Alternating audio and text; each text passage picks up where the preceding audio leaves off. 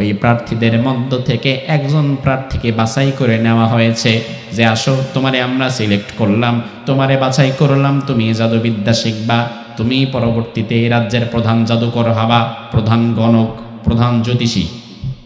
হাতের মধ্যে একটা পাথর নিয়েছে, ছোট্ট একটা পাথর। পাথর নিয়ে এবার বলে আল্লাহুম্মা ইন কানা আমরুর রাহিবি আহাব্বা ইলাইকা মিন আমরুস সাহির। আয় আল্লাহ, আমি জাদুকরের কাছেও যাই, আবার আলেমের কাছেও যাই, কিন্তু আসলে কে সরল সঠিক পথে আছে আমি বুঝতে পারতেছি না।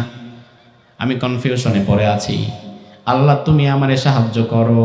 যদি আল্লাহ বলতে কেউ থাকে তাইলে যেন আমারে সহযোগিতা করো। যুবক বলে, আল্লাহ, এই পাথরটা আমি এবার ওই প্রাণীর দিকে ছুড়ব।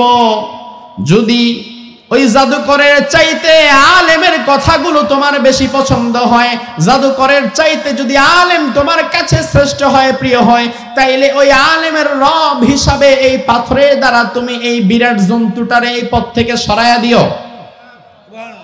মাহফিল পরিচালনায় রয়েছেন মাওলানা ওমর ফারুক সিদ্দিকী, কুমিল্লা। এছাড়াও পোস্টারে নাম এসেছে অথবা আসে নাই। পোস্টারে তো আর সবার নাম আসা সম্ভব না, তার কারণ পোস্টারটা মূলত এটা এমন কিছু না যে পোস্টারে নাম আসলে বোধহয় আমি আল্লাহর কাছে অনেক বড় সবের ভাগিদার হয়ে গেছি, বা পোস্টারে নাম না আসলে বিষয়টা এমন না যে বোধহয় আল্লাহ তাআলা আমার কষ্টগুলো বিফল করে দিয়েছে, বিষয়টা এমন না। তার কারণ হচ্ছে অধিকাংশ সময় একটি মাহফিল বাস্তবায়নের জন্য সবচেয়ে বেশি কষ্ট করে যারা, পোস্টারে তাদের নাম থাকে না, বাট তারা মাহফিলের জন্য অধিক কষ্ট করে। কারণ অধিকাংশ সময় তো মাহফিল কমিটি চাপে পড়ে এমন মানুষের নামও পোস্টারে দিয়ে দিতে হয় যে মূলত কোরআনের পক্ষেই না। আছে না নাই? এমন মানুষের নামটাও পোস্টারে, তাও আবার দিতে হবে সবার আগে, সবার উপরে তার নামটা দিতে হবে, নয়তো এই মাহফিল আল্লাহর দরবারে কবুলই হবে না, এমন একটা ভাব। তো পোস্টারে নাম আসা না আসা, that's not a big issue, এটা কোনো বিষয় না। বরং আল্লাহ সুবহানাহু ওয়া তাআলা এমন জায়গার খবর নিবে যে জায়গার খবর দুনিয়ার কেউ জানে না, ঠিক কিনা? আল্লাহর হাবিব সাল্লাল্লাহু আলাইহি ওয়াসাল্লাম বলেন, ইন্নাল্লাহা লা ইয়ানজুরু ইলা সাদিকুম ওয়ালা আমালিকুম ওয়ালাকিন ইয়ানজুরু ইলা কুলুবিকুম ওয়া আমালিকুম ওয়া নিয়াতিকুম। আল্লাহ রাব্বুল আলামিন তোমাদের বাহিরে দেখেন না, তোমাদের সেটআপ, গেটআপ, বাহ্যিক সৌন্দর্য, এগুলো আল্লাহ তাআলা দেখে না। আল্লাহ দেখে তোমাদের অন্তর, যে অন্তর দেখার ক্ষমতা দুনিয়ার কারো নাই। পাশাপাশি ঘুমিয়ে আছেন, বিবির মনে কি ঘুরে তা স্বামী জানে না, আবার স্বামীর মনে কি ঘুরে বিবিও জানে না, কিন্তু উভয়ের মনের খবর যিনি জানেন তিনি কে? আল্লাহ সুবহানাহু ওয়া তাআলা সবার মনের খবর জানেন, তিনি অন্তর্যামী। এজন্য আমরা দোয়া করছি, আয় আল্লাহ, আজকের এই মাহফিলটি সুন্দরভাবে বাস্তবায়নের জন্য অর্থ দিয়ে, সময় দিয়ে, প্রশাসনিক সহযোগিতা দিয়ে, পরামর্শ দিয়ে এবং শ্রম দিয়ে যারা এই সহযোগিতা করেছেন, বলার জন্য যারা এসেছেন, শোনার জন্য যারা এসেছেন, আল্লাহ সুবহানাহু ওয়া তাআলা যেন এই মাহফিলটি আমাদের সবার জন্য নাজাতের ওসিলা হিসাবে কবুল করে। আমরা বলি আমিন। আরো জোরে বলেন আমিন। এখন আমরা আসুন অল্প কিছু সময় কোরআনে কারীম থেকে কিছু কথা আমরা আলোচনা করি। যেহেতু এসে বসেই পড়েছেন, তাইলে কোরআন থেকে দুই একটা কথা শোনার দরকার আছে না নাই? যদি কোরআনে কারীম থেকে কিছু কথা আমি আপনাদের সামনে তুলে ধরি, কয়েকটা আয়াতে কারিমা তিলাওয়াত করে, তো সেই কথাগুলো শোনার মতো ধৈর্য, সহ্য, সময় আপনাদের আছে তো ইনশাআল্লাহ? আমাদের অনেক মানুষ আছে দেখবেন, তারা নির্বাচন যখন আসে 200 টাকা আর 1 কাপ চা, 200 টাকা আর 1 কাপ চায়ের লোভে সকাল থেকে সন্ধ্যা পর্যন্ত মিথ্যাবাদী নেতার পেছনে দৌড়ে দৌড়ে স্লোগান দিয়ে গলা ফাটায় ফেলে, আছে না নাই? আবার এই মানুষগুলাই যখন মাহফিলে আসে, জবান থেকে একটা বার আল্লাহর নাম তার বের হয় না, একবার আল্লাহর নাম আসে না। যতই তার আল্লাহর নাম মুখে আনতে চান, সে চুপচাপ বসে থাকবে। তার কারণ চিন্তা করে, এখানে আল্লাহর নাম নিলে আমার লাভ কি? কেউ টাকাও দিবে না, চাও দিবে না। কিন্তু মুসলমান জবাব দেন, এই কথা বলার শক্তি এটা দিয়েছে কি নেতা না আল্লাহ? কে দিয়েছে? তাহলে যেই আল্লাহ আমাকে জবান থেকে কথা বলার শক্তি দিয়েছে ওই আল্লাহর জন্য জবান খরচ করার দরকার কি আছে না নাই? করতে রাজি আছেন তো ইনশাআল্লাহ? তাহলে বসে না থেকে আমার সাথে সমস্বরে সবাই পাঠ করুন। আউযু বিল্লাহি মিনাশ শাইতানির রাজিম।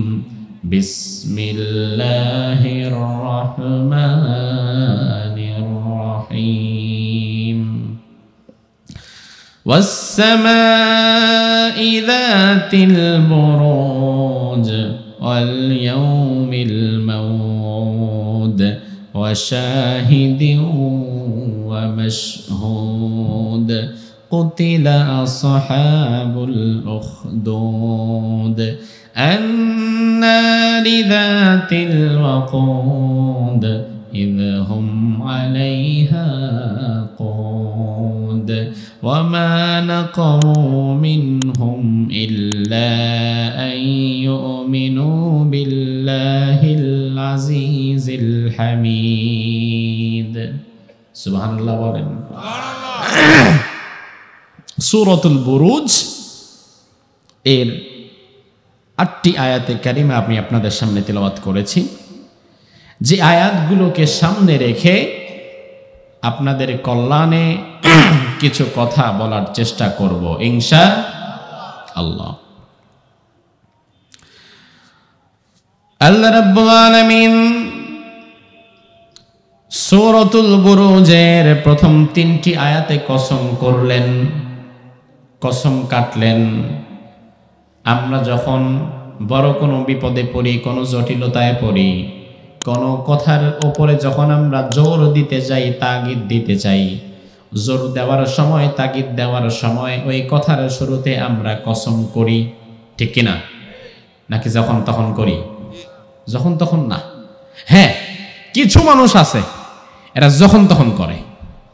কিছু দোকানদার দেখবেন সে 100 টাকার সদাই বিক্রি করবে, সেখানেও দামাদামির সময় বলে আল্লাহর কসম ভাই কেনা দামে দিয়ে দিলাম।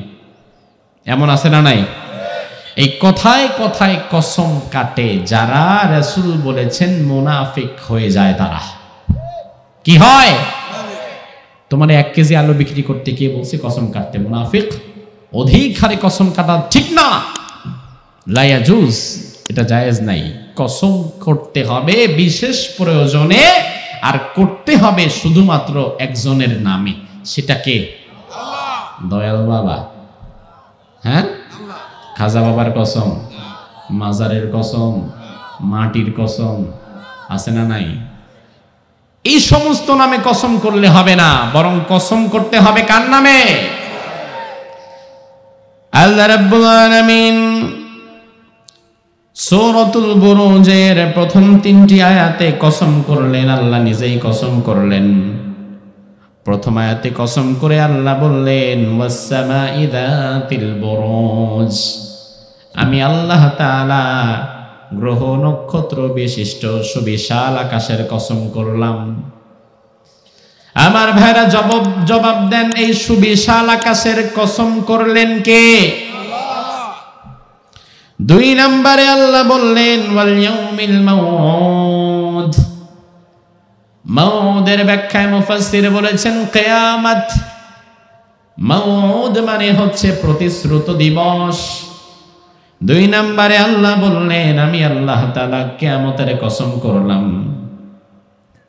ওয়া শাহিদিন ওয়া মাশহুদ, আমি আল্লাহ তাআলা শাহিদ মাশহুদের কসম করলাম। তাফসিরে ফাতহুল মাজিদে আবু মুসা আশআরী রাদিয়াল্লাহু আনহু বলেন শাহিদ হলো জুমার দিন, মাশহুদ হলো আরাফার দিন। মুসলমানদের জীবনে জুমার দিন যেমন গুরুত্বপূর্ণ, একইভাবে আবার আরাফার দিনটাও গুরুত্বপূর্ণ, ঠিক কিনা? তাইলে আল্লাহ রাব্বুল আলামিন প্রথম 3টি আয়াতে কসম করলেন। আলোচনা বুঝতে হলে আগে মনোযোগ দিতে হবে। আল্লাহ রাব্বুল আলামিন 3বার কসম করলেন। প্রথম আসমানের কসম করলেন, 2 নাম্বার কিয়ামতের দিনের কসম করলেন, 3 নাম্বার জুমার দিন আর আরাফাতের দিনের কসম করলেন। তাহলে কসম কয়বার হইল? জোরে কম। করছেন কে? তার মানে বুঝে নিতে হবে 3 বার কসম করার পরে চতুর্থবার আল্লাহ যে কথাটা বলবে এই কথাটা অবশ্যই গুরুত্বপূর্ণ, ঠিক কিনা? নরমাল কথার শুরুতে আল্লাহ তাআলা 3 বার কসম করার কথাই না। আরে আল্লাহ তাআলার কি কসম করার দরকার আছে নাকি? আল্লাহ তাআলা যা বলবে তাই তো সঠিক। কিন্তু আল্লাহ যদি কোনো বিষয়ে একবার কসম কাটে, একবার কসম করে, বুঝতে হবে পরে খবর আছে। আর যদি আল্লাহ তাআলা কোনো বিষয়ের শুরুতে 3 বার কসম করে তাহলে তো সর্বনাশ। তাহলে বুঝে নিতে হবে পরে নিশ্চয়ই ইম্পর্টেন্ট কিছু আল্লাহ তাআলা বলছেন। 3 বার আল্লাহ কসম করলেন। 3 বার কসম করে 4 নম্বর আয়াতে আল্লাহ রাব্বুল আলামিন এবার বললেন কুতিলা আসহাবুল উখদুদ, যারা গর্ত খনন করেছিল তারা ধ্বংস হয়ে যাবে, তারা ধ্বংস হয়ে গিয়েছে, তারা ধ্বংস হবে। কুতিলা এর আরেকটা অর্থ এখানে হতে পারে লুইনা। আল্লাহ তাআলা 3 বার স্ট্রংলি কসম করেছেন। আসমানের কসম, কিয়ামতের কসম, জুমার দিন, আরাফাতের দিনের কসম, আমি আল্লাহ তাআলা কসম করে বলছি গর্ত খনন করেছিল যারা, তারা ধ্বংস হয়ে গেছে, তারা ধ্বংস হবে, তারা ধ্বংস হয়েছে। এখন প্রশ্ন হতে পারে, বুঝলাম না, আগেও কোনো কথা নাই, পরেও কোনো কথা নাই, হঠাৎ করে 3 বার ধমক দিয়ে, আল্লাহর কসম কিন্তু হুদা কসম না, আল্লাহর কসম মানে এক একটা ধমক। আল্লাহর কসম মানে ধমক।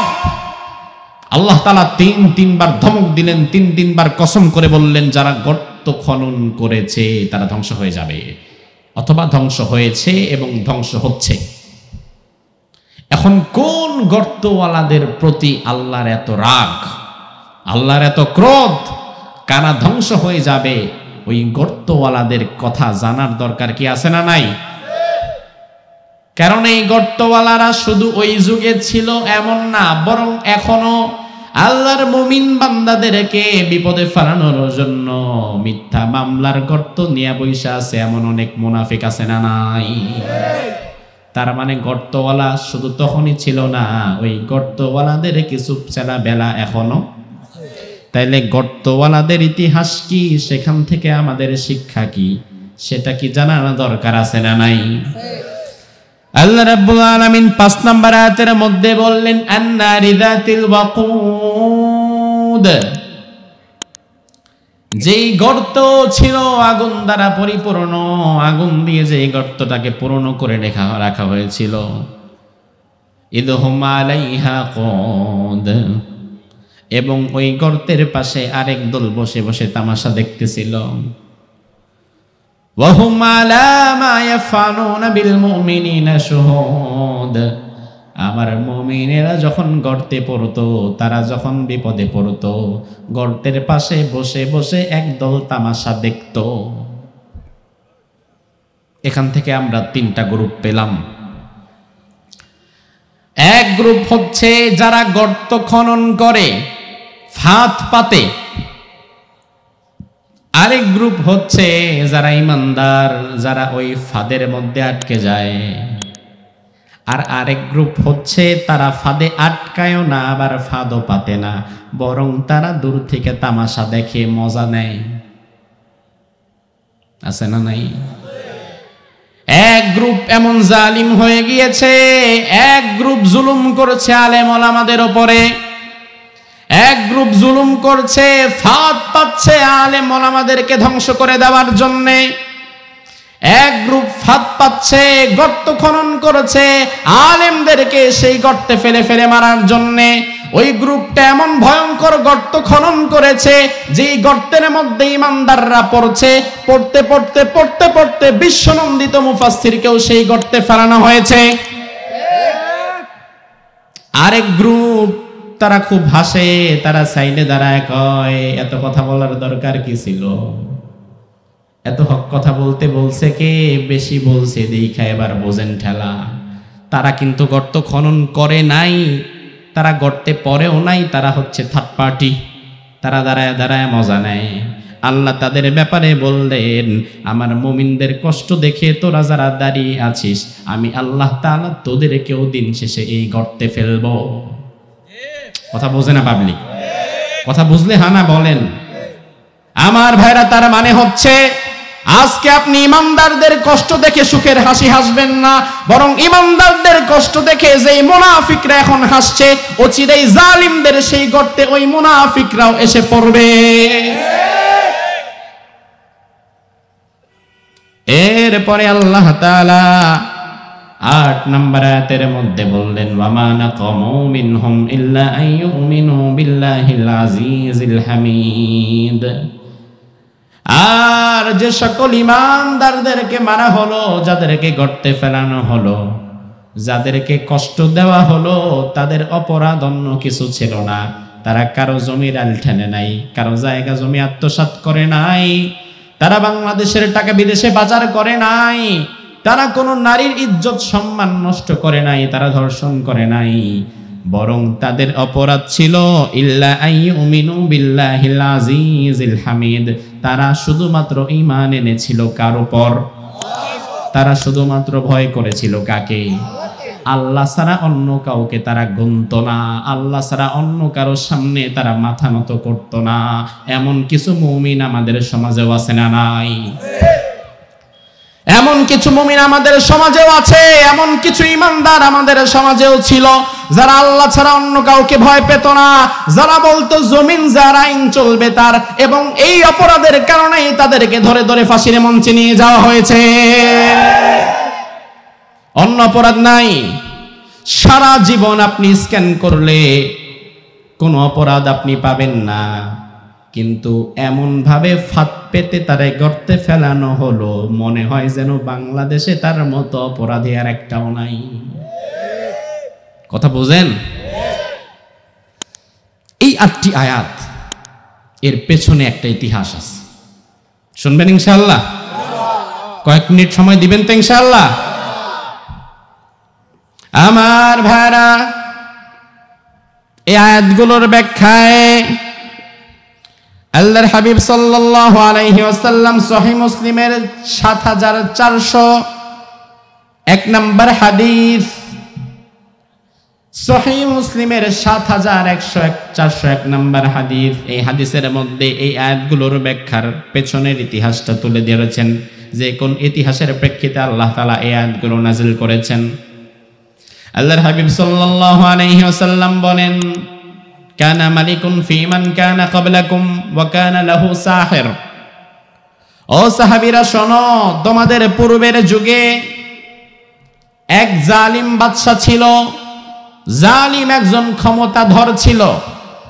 যুগে যুগে পৃথিবীর বিভিন্ন জায়গায় ক্ষমতাসীন জালিম হইয়া বৈশা আছে, এমন নজির আছে না নাই? তবে এখন তো নাই, আলহামদুলিল্লাহ। এখনো আছে।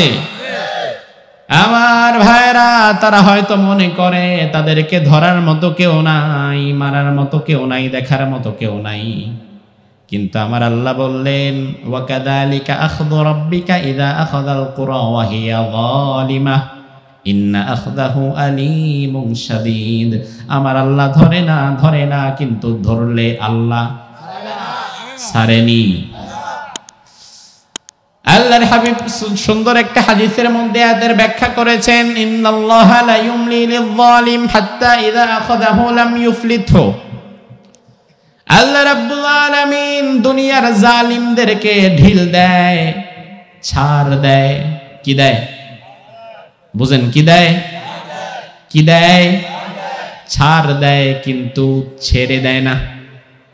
ছাড় দেওয়া এবং ছেড়ে দেওয়া কি এক জিনিস? বাচ্চা পোলাপান তো ঘুড়িরেও ছাড় দেয়, সুতারে ছাড় দেয়, ঘুড়ি উপরে উঠে যায়, কিন্তু ছেড়ে কি দেয়? ঘুড়ি যখন অনেক উপরে উঠে যায়, ঘুড়ি মনে করে সুবিশাল আকাশ আমার, সব আমার, আমি উপরে, বাকি সবাই আমার নিচে, আমারে কেউ কিচ্ছু করতে পারবে না, কেউ নামাইতে পারবে না।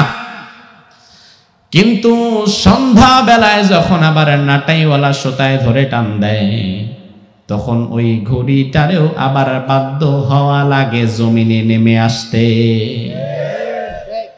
তুমি তুমি মনে কইরো না তোমার জুলুম চিরদিন চলবে, এটা ভাবার কোনো কারণ নাই। তুমি মনে করবা না তোমার কেউ হয়তো সারা জীবন ক্ষমতায় রাখবে, এটা ভাবার খবর নাই, এটা ভাবার কোনো কারণ নাই। কারণ লাটাইওয়ালা যখন ঘুড়িকে টান দেয়, ঘুড়িকে যেমন সন্ধ্যার দিকে নিচে নেমে যেতে হয়, আমার আল্লাহ যখন তোমার সুতা ধরে টান দিবে, দুনিয়ার কোন জালিম, কোন আমেরিকা কিংবা ভারত আর তোমারে রাখতে পারবে না।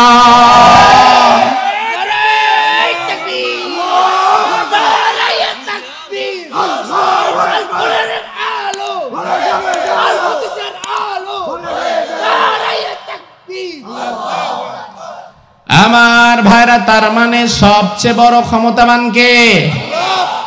এই ক্ষমতা থেকে আল্লাহ তাআলা দুনিয়াতে মানুষকে কিছু সিটে ফোঁটা দেয়, আর তাতেই সে অহংকারে বাঁচে না।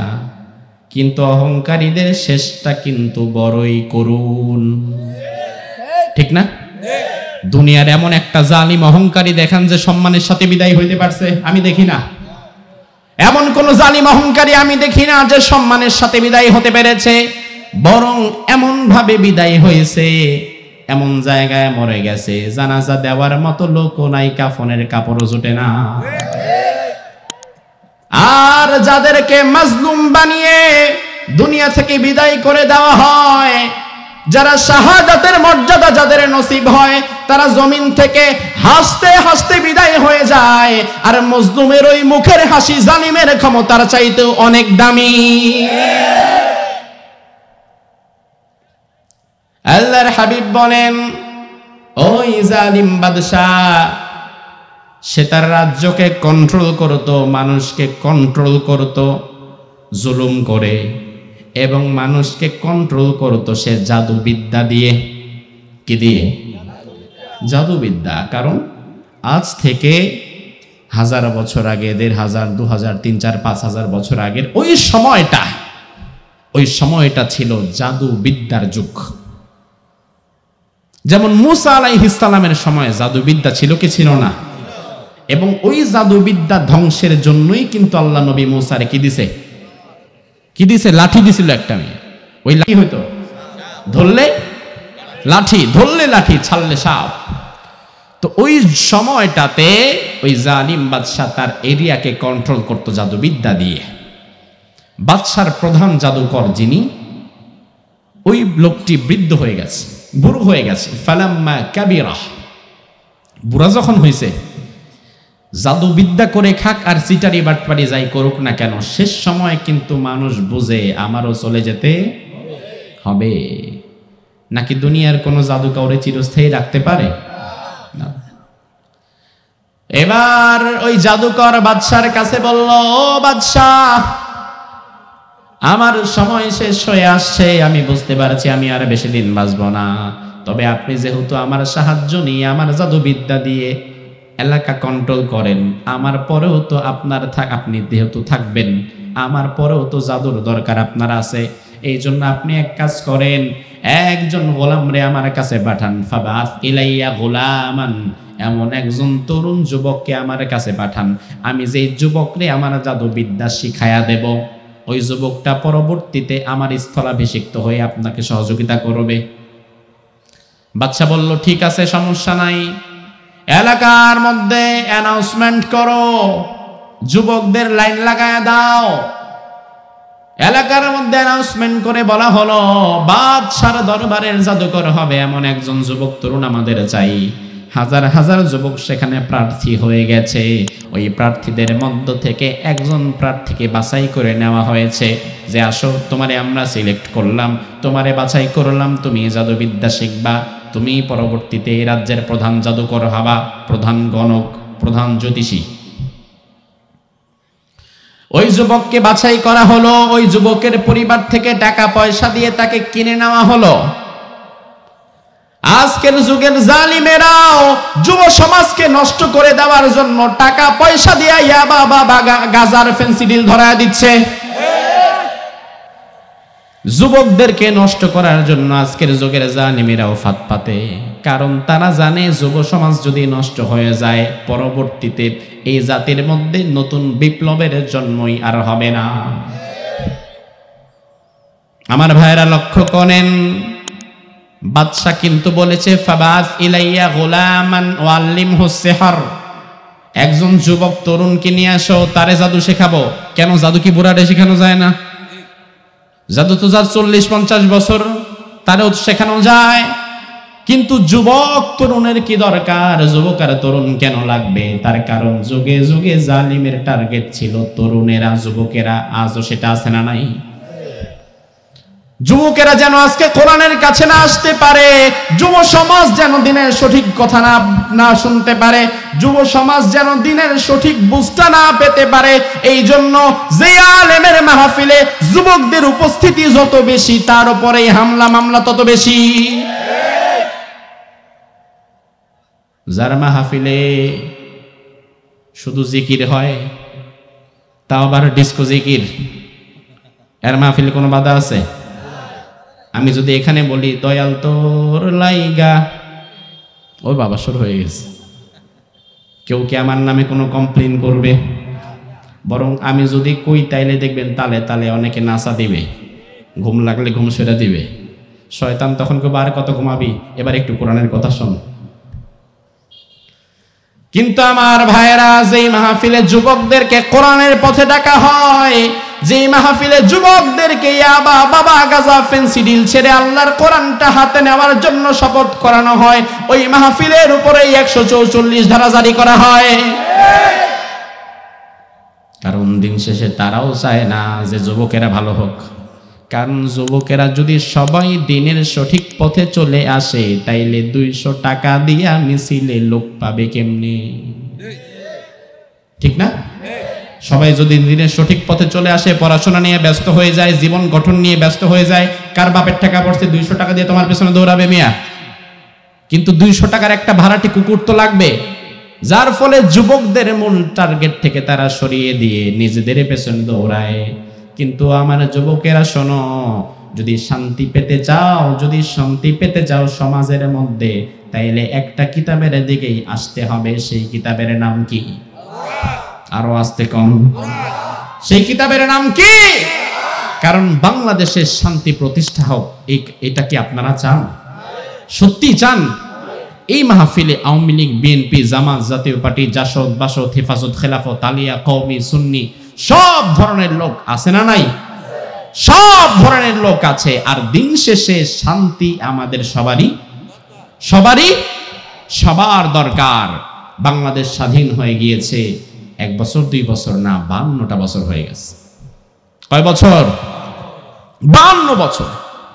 এই 52 বছরের বাংলাদেশে বহু দল এসেছে গিয়েছে, বহু নেতা এসেছে গিয়েছে, ঠিক কিনা? আমরা বঙ্গবন্ধুর ভাষণ দেখেছি, জিয়ার শাসন দেখেছি, এরশাদের নানান তাল আমরা দেখেছি। এই 52 বছরের বাংলাদেশে বহু তন্ত্র মন্ত্র, বহু দল, বহু নেতা এসেছে গিয়েছে, বড় বড় কথা বলেছে, তবে 52 বছরের বাংলাদেশে কেউ শান্তি প্রতিষ্ঠা করতে পারে নাই। এজন্য মুসলমান তন্ত্র মন্ত্র, দল, নেতা বাদ দিয়ে আগামীর বাংলাদেশকে করতে হবে কোরআনের বাংলাদেশ। আগামীর বাংলাদেশকে করতে হবে ইসলামের বাংলাদেশ। তোমরা কি রাজি আছো? কারা কারা রাজি? 2 হাত তুলে আল্লাহরে দেখাও।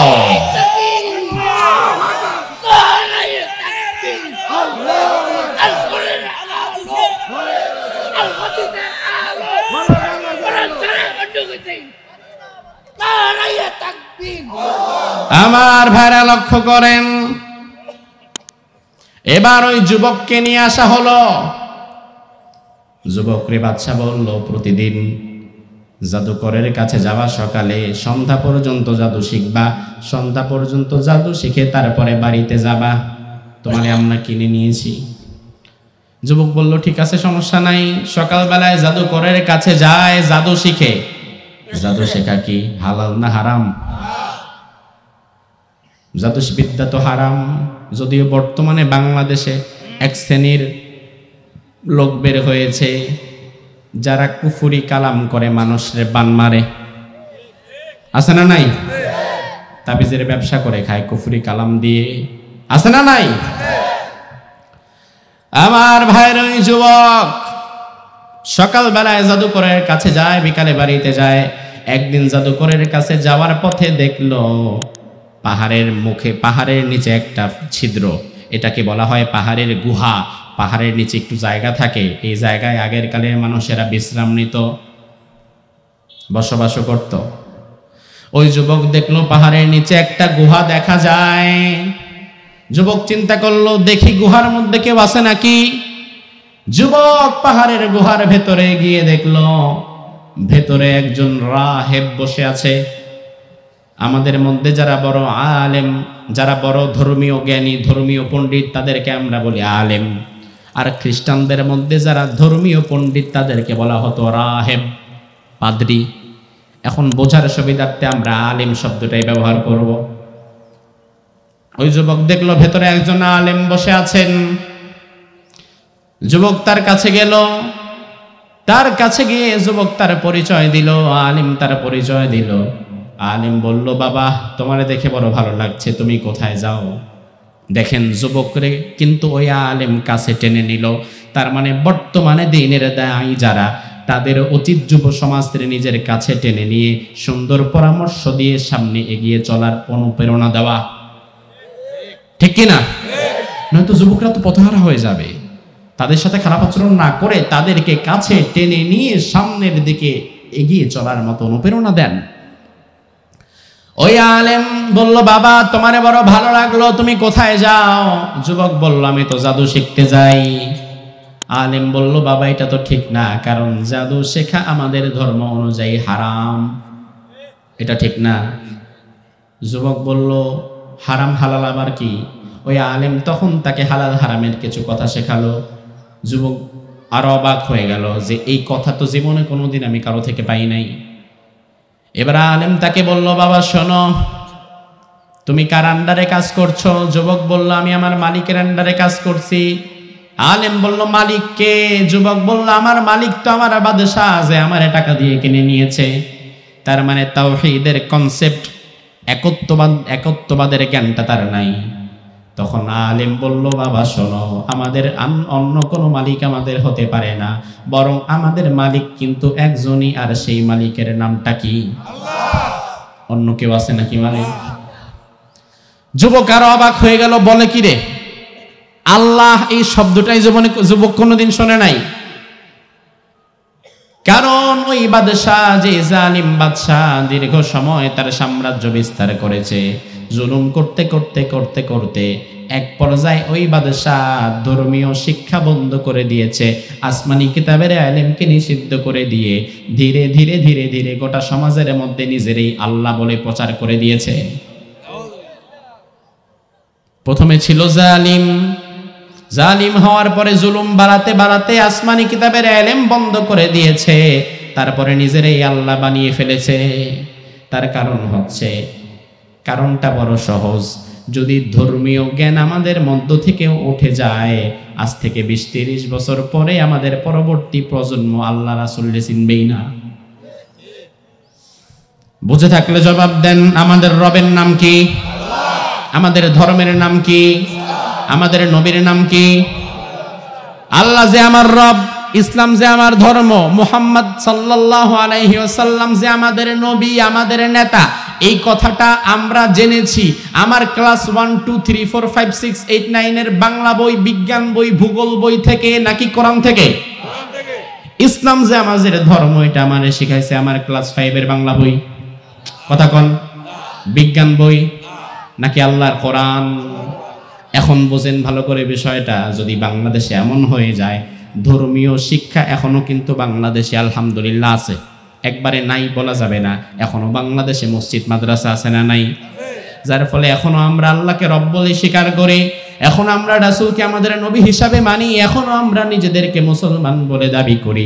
কিন্তু যদি দেখা যায় ধর্মীয় শিক্ষা বন্ধ করতে করতে করতে করতে স্কুল কলেজের পরে এবার মাদ্রাসাগুলোরেও বন্ধ করে দেওয়া হয়েছে, যদি কোনোদিন হয়, তাইলে দেখবেন ধর্মীয় শিক্ষা যদি না থাকে, পরবর্তী 25 বছর পরে আরেকটা নাস্তিক প্রজন্ম তৈরি হবে। কারণ যাদের মাঝে ধর্মীয় জ্ঞান নাই, আসমানি কিতাবের জ্ঞান নাই, তারা তো আল্লাহ রাসূল কোরআন হাদিসের পরিচয়টাই পাবে না, ঠিক কি না? এই জন্য বর্তমানে যারা শিক্ষা ব্যবস্থার উপরে হাত দিয়ে ধর্মীয় শিক্ষারে বাদ দিয়া ট্রান্সজেন্ডার সমকামিতারে ঢুকাচ্ছ। আমাদের মনে বড় বিশ্বাস হয়ে গিয়েছে তোমরাও ট্রান্সজেন্ডার মতবাদ ঢুকিয়ে, কওমে লূতের মতবাদ ঢুকিয়ে, ধর্মীয় শিক্ষারে বাদ দিয়ে নিজেদেরকে আল্লাহ বলে দাবি করার সিদ্ধান্ত নিচ্ছ। নাইলে ধর্মীয় শিক্ষা নাই কেন? বরং জাতিরে যদি সুসংগঠিত করতে চায়, জাতিকে যদি ভালো বানাতে চায়, দুনিয়ার কোন জাতি তার ধর্মরে অপমান করে ভালো হতে পারে না। পারে? এবার ওই যুবক সে বলল, আচ্ছা আমার দেরি হয়ে যাচ্ছে, আমি জাদুকরের কাছে যাই। জাদুকরের কাছে গিয়েছে, ওই দিন একটু দেরি করে। আবার যখন জাদুকরের কাছ থেকে বাসায় যাওয়ার জন্য বের হয়েছে, তখন বাসায় যাওয়ার আগে ওই আলেমের মজলিসে আরেকবার বসেছে। এইভাবে 2-4-5 দিন যাচ্ছে। যখন জাদুকরের কাছে জাদু শিখতে যায়, যাওয়ার পথে আলেমের সাথে একটু দেখা করে যায়। আবার যখন জাদু শিখে বাড়ির দিকে রওনা দেয়, রওনা দেওয়ার পরেও আলেমের সাথে একটু দেখা করে তারপরে যায়। এইভাবে যখন কিছুদিন চলতে লাগলো, বাড়ির থেকে সন্দেহ করে, কিরে দেরি হয় কেন? জাদুকর বকাঝকা করে, মারে, কিরে দেরি হয় কেন, এত দেরি হয় কেন? জাদুর মধ্যে তোমার দেখি মন বসে না। কারণ আল্লাহ রাব্বুল আলামিন হেদায়েতের জন্য যার হৃদয়টাকে বাছাই করে নেয়, দুনিয়ার কোন শয়তানের ধোঁকা আর তারে টানতে পারে। আমার ভাইয়ের একদিন হঠাৎ করে জাদুকরের কাছ থেকে ফিরে আসার সময় যুবক দেখলো ফাইদা হিয়া দাব্বাতুন আযীমা। সহিহ মুসলিমের বর্ণনা, ফাইদা হিয়া দাব্বাতুন আযীমা। সরু একটা রাস্তা, অন ওয়ে, আমাদের মতো 4 লাইন না, 1 লাইন, ছোট একটা সরু রাস্তা। কিন্তু ওই রাস্তার মধ্যে দেখা গেল বিরাট একটা প্রাণী জঙ্গল থেকে বের হয়ে পুরা রাস্তাটা দখল করে নিয়েছে। মানুষ হাঁটাহাঁটি করতে পারছে না এবং এই প্রাণীটাকে কেউ সরাতেও পারছে না। দূর থেকে অনেকেই খোঁচা মারতেছে, অনেকেই ঢিল মারতেছে, প্রাণীর কিচ্ছু হয় না, আর পানির সামনে যাওয়াও যায় না। ভয়ঙ্কর এক বিরাট জন্তু জানোয়ার। ওই যুবক এবার এই প্রাণীটাকে যখন দেখলো, এই প্রাণীটাকে দেখার পরে এবার যুবক চিন্তা করলো, আয় আল্লাহ, আমারে তো যাইতে হবে, তাইলে আমি এক কাজ করি, আমি যেহেতু জাদুকরের কাছেও যাই, আবার আলেমের কাছেও যাই, আমি আলেমের কথাও শুনি, আবার জাদুকরের কথাও শুনি, কিন্তু আমি এখনো দোদুল্যমান অবস্থায় আছি, কনফিউশনে আছি। আলেমের কথা সঠিক না জাদুকরের কথা সঠিক আমি বুঝতে পারতেছি না। একবার জাদুকরের জাদুবিদ্যার দিকে মন টানে, আবার আলেমের কথা শুনলে তার দিকেও মন টানে। যুবক চিন্তা করলো, আল্লাহ হাতের মধ্যে একটা পাথর নিয়েছে। কি নিয়েছে? কথা কন না, ঘুম আসতেছেন? মনোযোগ করে দিব নাকি আরেকটু শুনবেন? হাতের মধ্যে একটা পাথর নিয়েছে, ছোট্ট একটা পাথর। পাথর নিয়ে এবার বলে, আল্লাহুম্মা ইন কানা আমরুর রাহিবি আহাব্বা ইলাইকা মিন আমরুস সাহির। আয় আল্লাহ, আমি জাদুকরের কাছেও যাই, আবার আলেমের কাছেও যাই, কিন্তু আসলে কে সরল সঠিক পথে আছে আমি বুঝতে পারতেছি না। আমি কনফিউশনে পড়ে আছি। আল্লাহ তুমি আমারে সাহায্য করো। যদি আল্লাহ বলতে কেউ থাকে তাইলে যেন আমারে সহযোগিতা করো। যুবক বলে, আল্লাহ এই পাথরটা আমি এবার ওই প্রাণীর দিকে ছুড়ব। যদি ওই জাদুকরের চাইতে আলেমের কথাগুলো তোমার বেশি পছন্দ হয়, জাদুকরের চাইতে যদি আলেম তোমার কাছে শ্রেষ্ঠ হয়, প্রিয় হয়, তাইলে ওই আলেমের রব হিসাবে এই পাথরের দ্বারা তুমি এই বিরাট জন্তুটারে এই পথ থেকে সরাইয়া দিও। এইটা বলে এরপরে পাথরটা নিক্ষেপ করেছে। বিরাট জন্তু জানোয়ার পুরো রাস্তা জুড়ে আছে, ভয়ঙ্কর জন্তু জানোয়ার, কেউ সরাতে সাহস পাচ্ছে না। নানান দিক থেকে নানানজন চেষ্টা করতেছে, পারতেছে না। কিন্তু যুবক যখন আল্লাহর নাম নিয়ে পাথরটা মেরেছে, পাথরটা লাগার সাথে সাথে প্রাণীটা মরে গিয়েছে। সুবহানাল্লাহ কয় না? এবার যুবকের ঈমান কি কমছে না বাড়ছে? জাদুকরের দিকে না আলেমের দিকে? এইবার ঈমান মজবুত হয়ে গেছে। আল্লাহ রাব্বুল আলামিন মাঝে মাঝে আপনার জীবনে এমন কিছু আপনারে দেখাবেন যেটা দেখার পরে দেখবেন আল্লাহর প্রতি আপনার বিশ্বাস আগের চাইতে বেড়ে গেছে। এমন আছে না নাই? এবার যুবক ওই দিন আর জাদুকরের কাছে যায় না, কারণ সে যেটা দেখছে এটা তো জাদুর বাপ। এই বিরাট প্রাণী সরানোর মতো জাদু তো আমার এই বেটা শিখায় নাই, কিন্তু আল্লাহর নাম নিয়ে মেরেছি আর মরে গিয়েছে, তার মানে আল্লাহর ক্ষমতা বেশি। এবার যুবক ওই আলেমের কাছে গিয়ে বলল, আজকে আমার সাথে এই ঘটনা ঘটেছে, আমি কনফিউশনে পড়েছিলাম, আমি বিশ্বাস করতে পারছিলাম না আপনি সঠিক না জাদুকর সঠিক, আল্লাহ সঠিক না বাদশা সঠিক, আমি বুঝতে পারছিলাম না। কিন্তু যখন আল্লাহর নাম নিয়ে মেরেছি সাথে সাথে প্রাণীটা মরে গিয়েছে, আমার ঈমান বেড়ে গিয়েছে। এবার আলেম যুবকের পিঠে হাত বুলিয়ে দিয়ে বলল, বাবা শোনো, আল-ইয়াউমা আনতা আফদলু মিন্নি, আজকে আমার চাইতে তুমি যুবকের মর্যাদা আল্লাহর দরবারে বেড়ে গেল। আরো জোরে কোন সুবহানাল্লাহ। আমার ভাইরা এবার ইমানের পথে হাঁটা শুরু হয়ে গিয়েছে, আর ইমানের পথে যখন হাঁটা শুরু হয় তখন বিপদ মুসিবত নাই, কথা কয় না, আছে না নাই? মুনাফিকের কি বিপদ হবে? হবে। ও তো ডাইনেও যায় বামেও যায়, ডাইনে সমস্যা দেখলে বাম দিকে হাঁটা শুরু করে, ডানপন্থীদের উপরে বিপদ আসলে ও তো নিজের বামপন্থী হয়ে যায়, ওর তো বিপদ নাই।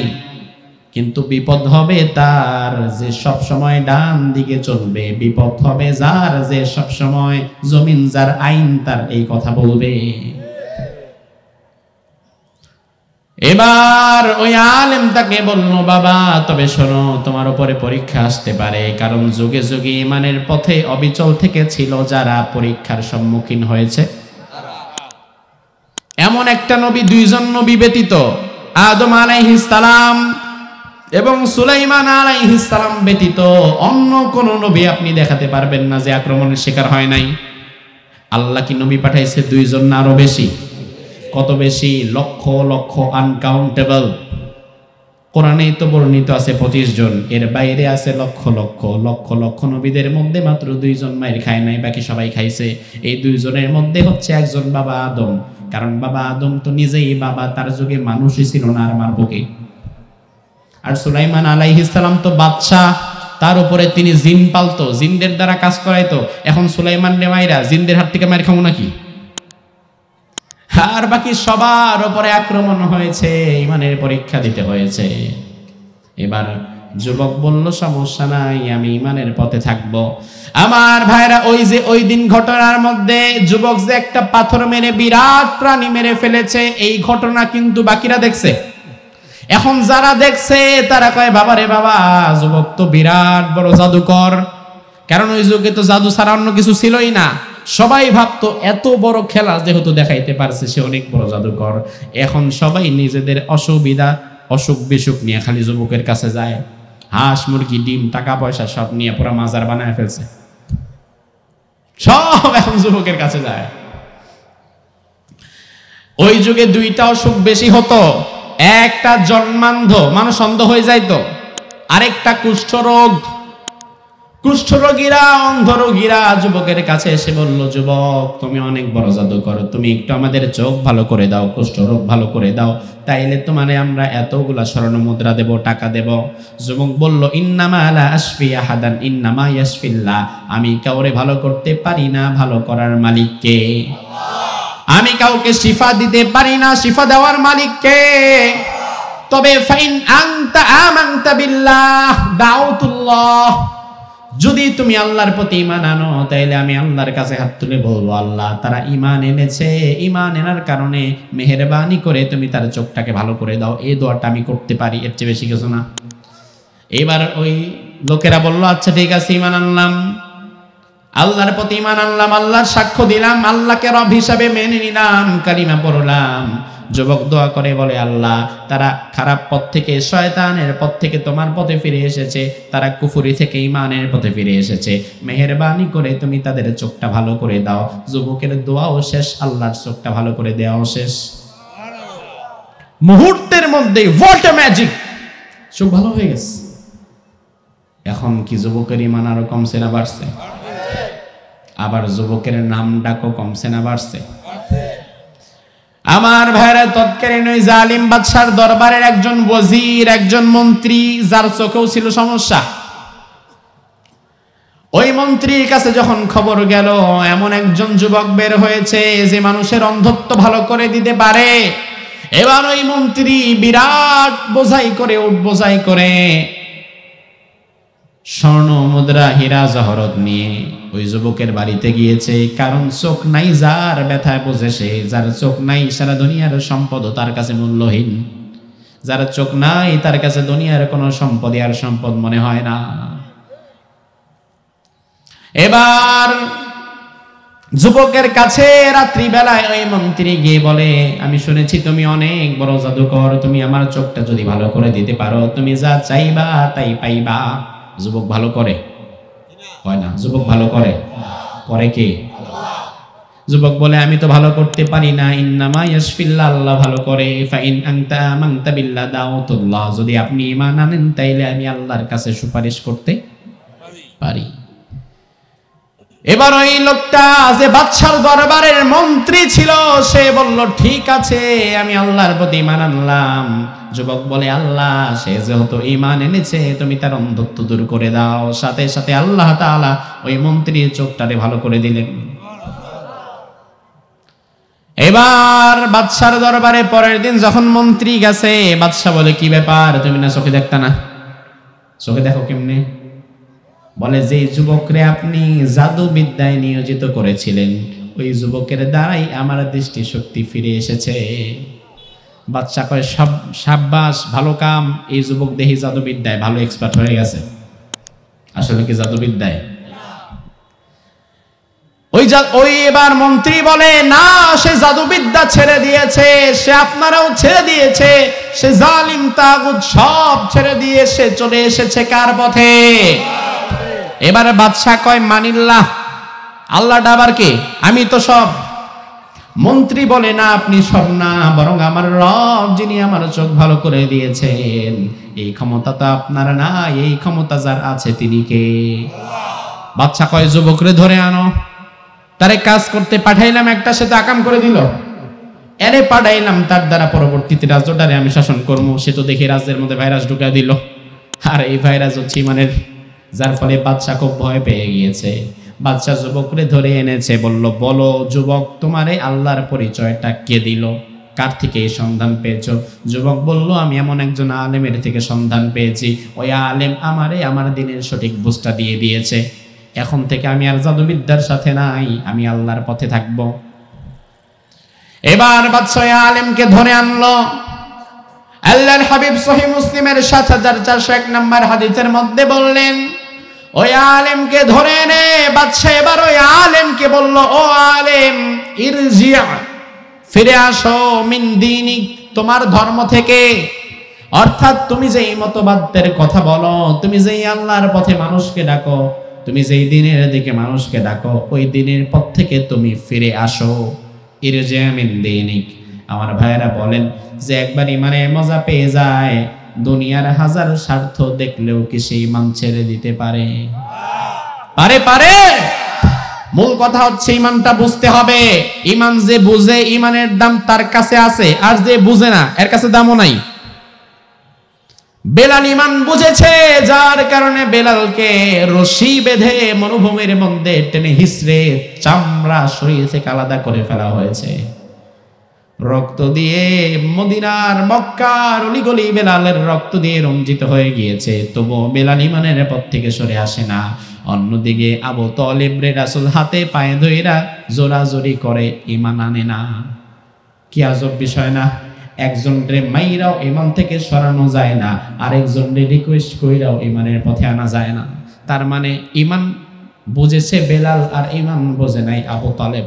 যে বুঝেছে তার কাছে ইমানের দাম আছে, আর যে বুঝে নাই ওর কাছে ইমানের দামও নাই। ঠিক আমরাও দেখি বাংলাদেশে এক শ্রেণীর আলেম আছে যারা দুনিয়ার স্বার্থের কাছে নিজের ইমান বিক্রি করে দেয়। এমন নাই? দুনিয়ার স্বার্থের কাছে জালিমের হালুয়া রুটির কাছে নিজের মস্তকটা বিক্রি করে দেয়। জালিমের সামনে গিয়া ঘোষণা দিয়ে আসে, আপনি তো জান্নাতি। ওই বাটাও তো আলেম, সেও তো বড় একটা টুপি মাথায় দিয়েছে, সেও তো বড় পাঞ্জাবি কোটটা গায়ে দিয়ে ঘুরে, সেও তো আলেম, সে তো তার ইমান বিক্রি করে দিয়েছে। তার মানে সে ইমান বুঝতে পারে নাই। আর ইমান যে বুঝতে পেরেছে, ইমানের পথে সে অবিচল থেকেছে, প্রয়োজনে ফাঁসির রশি গলায় নিয়েছে, প্রয়োজনে 13 বছর কারারুদ্ধ থেকে হাসতে হাসতে জমিন থেকে বিদায় হয়ে গিয়েছে, তবুও ইমানের পথ থেকে শেষ পর্যন্ত সরে যায় নাই। তার মানে একজন বুঝেছে, আরেকজন বুঝেই নাই। এবার ওই আলেমকে আনার পরে আলেমকে বলল, ইরজিমিন দীনিক, তুমি তোমার ধর্ম থেকে ফিরে আসো। আলেম তো জীবনে ফিরবে না। তখন ওই আলেমকে সবার সামনে ধরে 2 ভাগ করে জমিন থেকে বিদায় করে দেওয়া হলো, শহীদ করে দেওয়া হলো।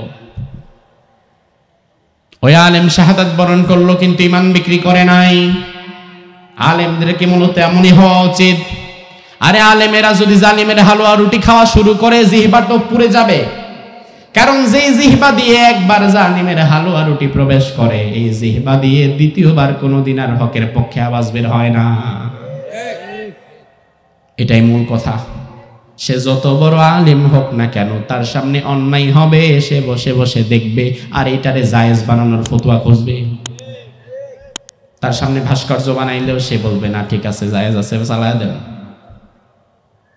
কিন্তু ভাই আমার ইমান যে বোঝে, সে শক্তভাবে বোঝে, ঠিক কি না? এবার ওই আলেমকে দুনিয়া থেকে বিদায় করে দিয়ে বাদশা এবার যুবককে বলল, যুবক, এই অবস্থা কিন্তু তোমারও হবে, তুমিও ফিরে আসো। যুবক বলল, না, ফিরে আসবো না, বরং মৃত্যু পর্যন্ত আমি আমার ইমানের উপরে অবিচল থাকবো। আমার ভাইরা ভালো করে বুঝেন, পুরো দেশে মানুষ আছে কি একজন নাকি লক্ষ লক্ষ? কিন্তু ইমানদার কয়জন? ইমানদার তো যুবকের মতো একজন, এবং যুবকের হাতে ইমান এনেছে আর 2, 4, 5 জন। কিন্তু mass people, maximum, most of the people, অধিকাংশ মানুষ এখনো কি ইমানের পথে আছে? কথা বল না, ইমানের পথে আছে। তাইলে বাদশা চিন্তা করছে, যেহেতু এখনো 20 ফোঁড়া ছোট, এটারই এখনই শেষ করে দেই। যদি আর কয়দিন জীবিত রাখি আর ইমানের পথে যদি মানুষ বেশি চলে আসে, তাহলে বিপদ। এই জন্য এটারই এখনই বিদায় করে দেই। বাদশা এবার তার সৈন্যবাহিনীদেরকে ডেকে বলল, ইদহাবু বিহি ইলাল জাবাল, তারে পাহাড়ের উপরে নিয়ে যাও, সুবিশাল পাহাড়ের উপরে তারে নিয়ে যাও। ওই পাহাড়ের উপরে নিয়ে যাওয়ার পরে তার দিন থেকে তাকে ফিরে আসতে বলবা, যদি না আসে ধাক্কা মেরে ফেলে দিবা। কারণ সুবিশাল পাহাড়ের উপরে ওঠার পরে নিচের দিকে তাকাইলে কিন্তু আত্মায় পানি থাকে না, তখন কিন্তু ইমান দুর্বল হয়ে যেতে পারে। এবার বাদশা কয়, তারে নিয়ে যাও ওখানে। সৈন্যবাহিনীরা তারে বিরাট পাহাড়ের চূড়ায় নিয়ে গেল।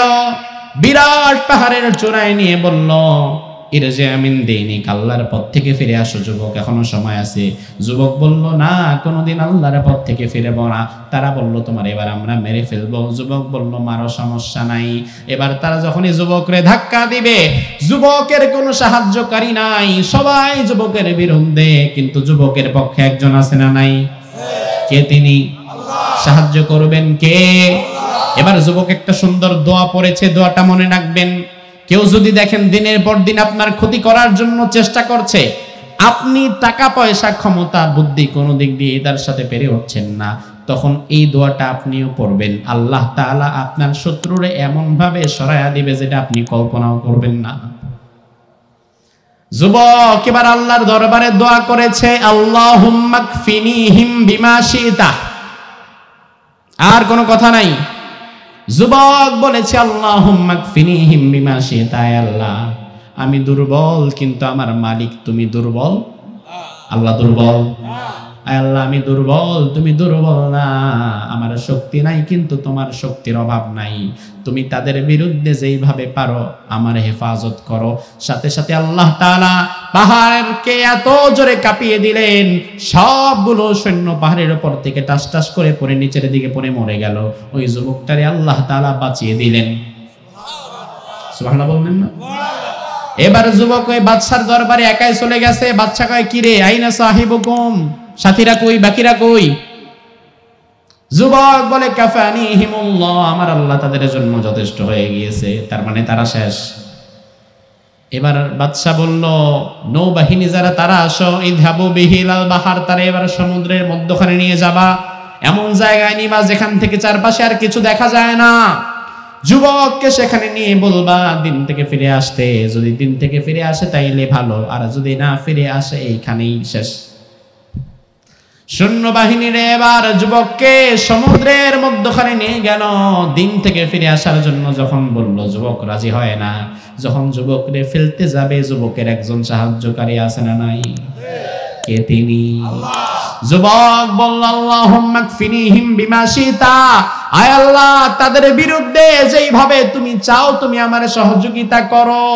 সাথে সাথে আল্লাহ তাআলা সমুদ্রকে এত জোরে কম্পন সৃষ্টি করিয়ে দিলেন, মাউজুম কালজিবা, পাহাড়ের মতো ঢেউ আসলো, এসে পুরো নৌযানটাকে টুকরা টুকরা করে দিল, বাকিরা সব ডুবে মরলো, আর যুবককে আল্লাহ তাআলা নিরাপদে আবার উপরে উঠিয়ে দিল। রাখে আল্লাহ, রাখে আল্লাহ, আবার মারে আল্লাহ। সেই আল্লাহ কি শুধু ওই দিন ছিল না, এখনো? কিন্তু শুধু এখন আমাদের ওই যুবকের মতো ইমানটাই নাই। আল্লাহর ক্ষমতা আগের মতোই আছে, কিন্তু বদরের 313 জন সাহাবীদের মতো আমাদের ইমানটাই শুধু নাই, ঠিক কি না? আমরা যদি আবার বদরি সাহাবীদের মতো ইমানটা রাখতে পারি, বদরের ময়দানে যেই আল্লাহ 5000 ফেরেশতা পাঠাতে পেরেছে, ওই আল্লাহ তো চাইলে এখনো পাঠাতে পারে। তাহলে লাগবে কি? কি লাগবে? এবার যুবক যখন গিয়েছে, বাদশা বলে, কি ব্যাপার তোমার সাথীরা কই? এই যুবক বলে, আল্লাহ তাদের জন্য যথেষ্ট হয়ে গিয়েছে, কাফানিহিমুল্লাহ, আমার রব তাদের জন্য যথেষ্ট হয়ে গিয়েছে। বাদশা বলল, আচ্ছা তোমারে কি কোনো ভাবেই আমি মারতে পারবো না? যুবক বলল, হ্যাঁ পারবেন। বাদশা কয়, কিভাবে? যুবক বলল, মানে মারার একটা সুন্দর সিস্টেম আছে, এই সিস্টেমটা ফলো করলেই পারবেন। বাদশা কয়, তোমারে মারার সিস্টেম কি তুমি শিখাবা? ভাই হ্যাঁ আমি শিখাইলাম, না হয় যেহেতু আপনি পারতেছেন না, আগে একটু সাহায্য করি। কিভাবে মারবো বলো? যুবক বলল, এক কাজ করেন, কবে মারতে চান? কয় এখনই। কয় এখন তো হবে না, কালকে মারেন। কয় ঠিক আছে, তবে আগামী কালকের আগে আজকের মধ্যে বিরাট একটা এরকম মঞ্চ বানান, বিরাট একটা মঞ্চ বানাবেন। ওই মঞ্চের সামনে আপনার বাসিয়ালদেরকে বলবেন, এলাকায় ঘুরে ঘুরে ঢোল তবলার মাধ্যমে মানুষ জড়ো করে যেন বলে, আগামীকাল সকাল 10টার মধ্যে এখানে একটা বিচার হবে, সবাই যেন আসে। লক্ষ লক্ষ মানুষ জমায়েত হবে, ওই মঞ্চের মধ্যে আমারে মারবেন। তবে মারার সময় তীরটা যখন মারবেন, তীর নিয়ে আমার দিকে যখন মারবেন, মারার আগে আমি কিছু কথা বলবো, এই কথা বলার পরে আপনি মারবেন, এবং যখন মারবেন তখন আপনি বলবেন আমান্না বিরাব্বিল গোলাম। আপনি যখন মারবেন তখন বলবেন বিসমি রাব্বিল গোলাম। এই গোলাম, এই যুবকের রব আল্লাহর নামে মারছি।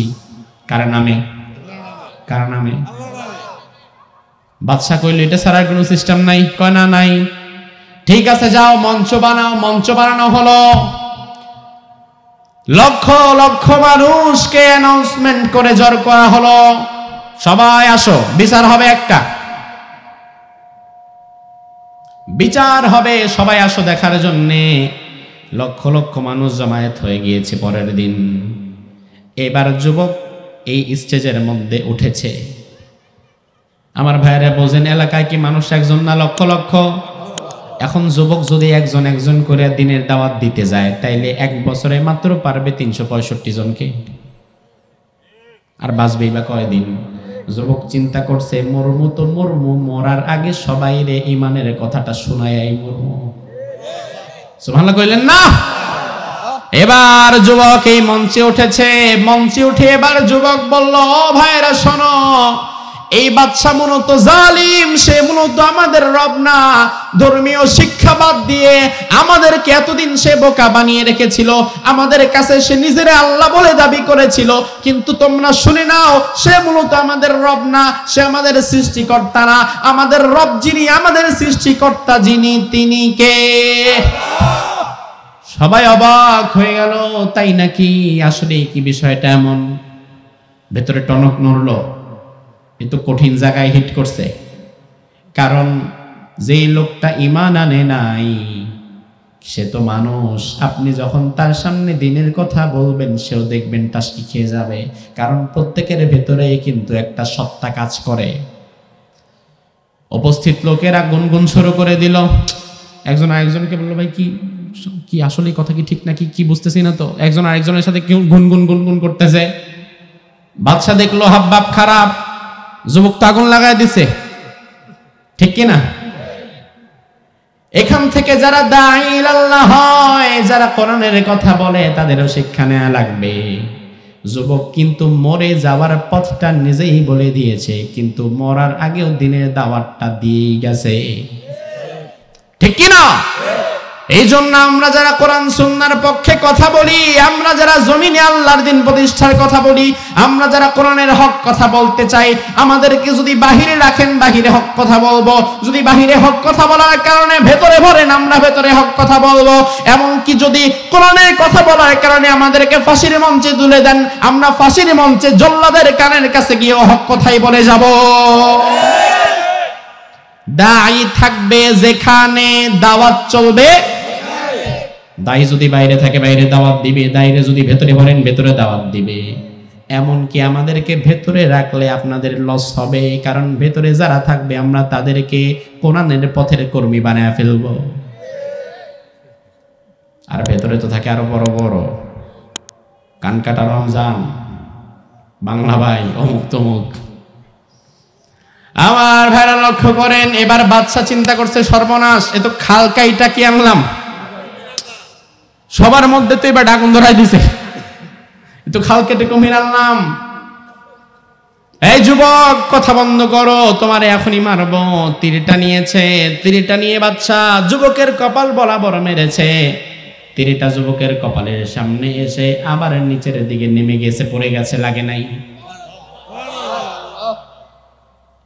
বাদশা কয় কি ব্যাপার, পারলাম না, আচ্ছা ভুল হয়েছে, আরেকবার মারি। আবারও মেরেছে। উপস্থিত লক্ষ লক্ষ জনতা কিন্তু তাকায় আছে। আবারও মেরেছে, তীরটা কপালের সামনে এসে পড়ে গিয়েছে, লাগে নাই। তার কারণ হায়াত মাউতের মালিক কে?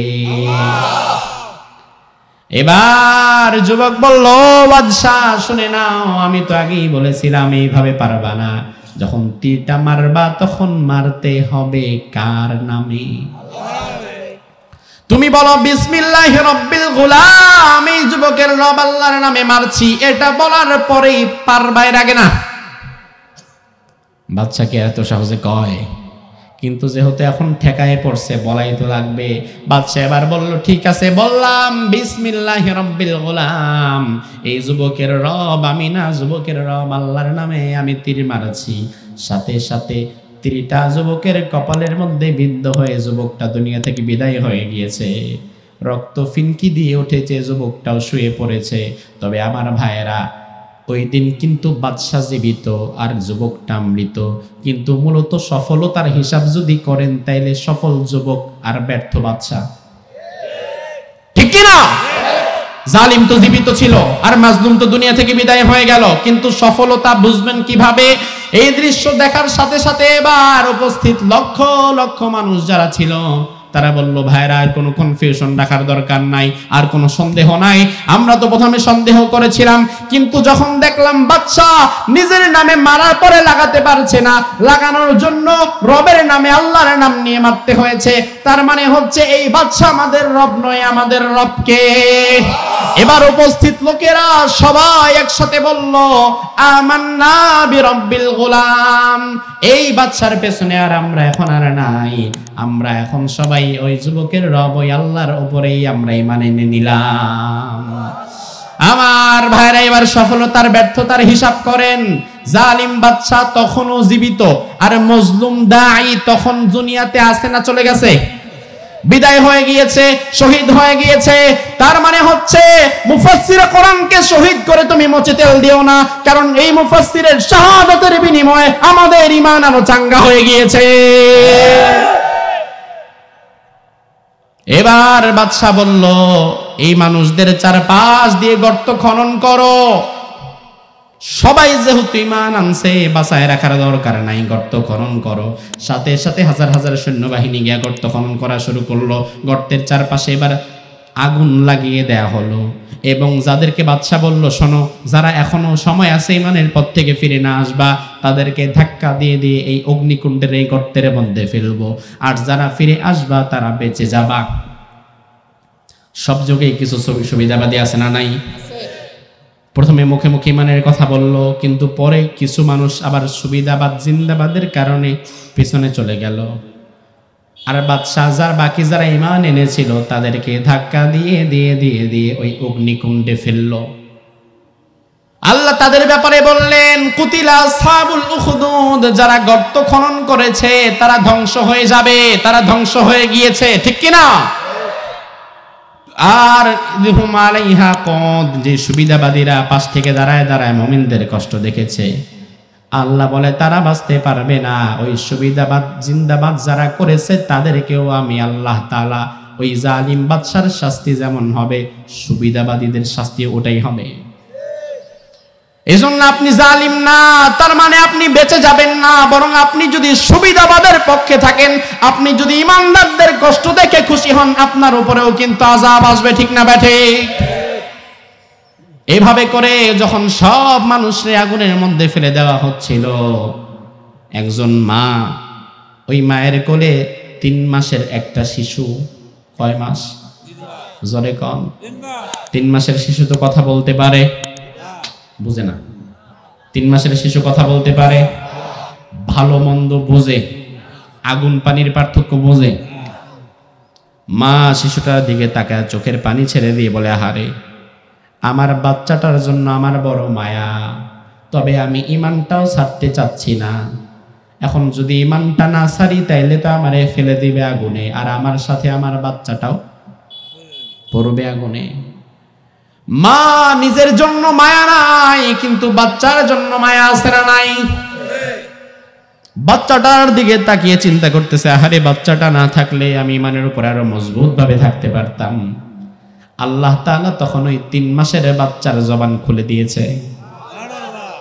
এবার এই 3 মাসের বাচ্চা ডাক দিয়ে বলে, ইয়া উম্মি, ও আমার মা, ইসবিরি, ও মা, তুমি ধৈর্য ধরো, ফা ইন্নাকি আলাল হক, কারণ আমি এই বাচ্চা সাক্ষ্য দিলাম তুমি সত্য সঠিক পথে আছো, তুমি ঈমান ছেড়ো না, তুমি আগুনকে ভয় করো না, বরং এই আগুনকে আল্লাহ আমাদের জন্য জান্নাতের ফুলের বাগান বানায় দিবে। এবার ওই মা ওই বাচ্চাকেও ফিরে দেওয়া হলো। আমার ভাইয়েরা, এইভাবে করে ইমানদারদেরকে সকলকেই তারা অগ্নিকুণ্ডে নিক্ষিপ্ত করেছিল, কষ্ট দিয়েছিল, নির্যাতন করেছিল। ইমানদারদের অপরাধ ছিল ওয়ামা নাকামু মিনহুম ইল্লা আইয়ুমিনু বিল্লাহ, তাদের অপরাধ ছিল তারা ঈমান এনেছিল কার উপর? কার উপর? আল্লাহ সুবহানাহু ওয়া তাআলার উপর। আজও সমাজে যারা ঈমান আনে এবং ঈমানের প্রতি অবিচল অটল থাকে, তাদের উপরও হামলা মামলা বিপদ মুসিবত আছে না নাই? তবে এই হামলা মামলা বিপদ মুসিবত দেখে ঈমানদাররা কখনো দমে যাবে, বরং হামলা মামলা যত বাড়বে ঈমানের প্রতি অবিচলতাও আমাদের তত বাড়বে। আল্লাহ সুবহানাহু ওয়া তাআলা আমাদের ঈমানকে মজবুত করার তৌফিক দান করুক। আমরা বলি আমিন। হাদা মা ইনদি ওয়াল ইলমু ইনদাল্লাহ আলাইহি তাওয়াক্কালতু ওয়া ইলাইহি উনীব। আমরা মোনাজাত দিয়ে একসঙ্গে বিদায় হব ইনশাআল্লাহ। কষ্ট হবে না তো আপনাদের? এতক্ষণ যেহেতু বসে থাকতে পেরেছেন, আর 2-1 মিনিট বসতে